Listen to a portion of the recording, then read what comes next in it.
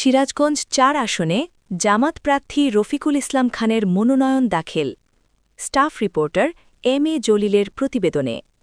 আসন্ন ত্রয়োদশ জাতীয় সংসদ নির্বাচনকে সামনে রেখে সিরাজগঞ্জ ৪ উপজেলা উল্লাপাড়া সলঙ্গা আসনে বাংলাদেশ জামায়াতে ইসলামের মনোনীত প্রার্থী ও কেন্দ্রীয় সহকারী সেক্রেটারি জেনারেল মাওলানা রফিকুল ইসলাম খান মনোনয়নপত্র দাখিল করেছেন। সোমবার বিকেল ৩টায় উল্লাপাড়া উপজেলা কার্যালয়ে সহকারী রিটার্নিং কর্মকর্তা ও ইউএনও এটিএম আরিফ এবং উপজেলা নির্বাচন কর্মকর্তা আবুল বাশারের কাছে তিনি মনোনয়নপত্র জমা দেন। মনোনয়ন দাখিল শেষে রফিকুল ইসলাম খান বলেন, বাংলাদেশের বলা যায় একটি ইসলামী দল ছাড়া সকল ইসলামী দল আমাদের সাথে, আলহামদুলিল্লাহ। এর সাথে সাথে আপনার জুলাই বিপ্লবের যারা নেতৃত্ব দানকারী তরুণরা যে সংগঠন করেছিলেন এনসিপি, তারাও আমাদের সাথে এসেছে, আপনারা লক্ষ্য করেছেন। এর পাশাপাশি আপনার মুক্তিযুদ্ধের সাব সেক্টর কমান্ডার, একসময় মরহুম শহীদ প্রেসিডেন্ট জিয়াউর রহমান সাহেবের খুবই ঘনিষ্ঠ সহচর, বিএনপির মিনিস্টারও ছিলেন একসময়, এলডিপির চেয়ারম্যান, এলডিপিও আমাদের সাথে এসেছেন। কাজেই আমাদের এই জোট আমরা করিনি, কিন্তু সমঝোতার ভিত্তিতে যে নমিনেশন পেপার দেওয়া হয়েছে, এই সমঝোতার ভিত্তিতে যে সকল দলগুলির মধ্যে সমঝোতা হয়েছে, এটা খুবই কঠিন এবং খুবই শক্তিশালী একটা অবস্থান তৈরি করেছে এই দলগুলি একসাথে হওয়ার কারণে। আমরা একক প্রার্থী দিয়েছি সব জায়গায়। আমরা এই উল্লাপাড়ায় গত ৮ সালে নির্বাচন করেছিলাম। ৮ সালেই আমাকে ষড়যন্ত্র করে সারা দিন জাল ভোট, এরপরে সর্বশেষ দাঁড়িপাল্লার ভোট নৌকার নামে গুনে, এরপরে আবার রাত্রের বেলায় কোনো কোনো কেন্দ্রের রেজাল্ট শিট চেঞ্জ করে আমাকে হারায় দেওয়া হয়েছিল।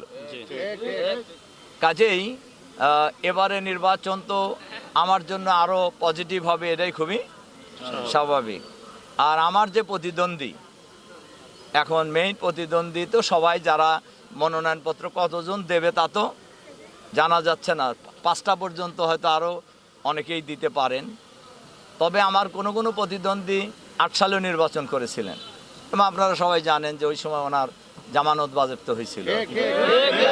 কাজেই আমরা ইতিমধ্যেই আমি 5ই আগস্টের পর থেকেই বলা যায় উল্লাপাড়ার গ্রামে গ্রামে, হাটে বাজারে আমি সব জায়গায় যাওয়ার চেষ্টা করেছি।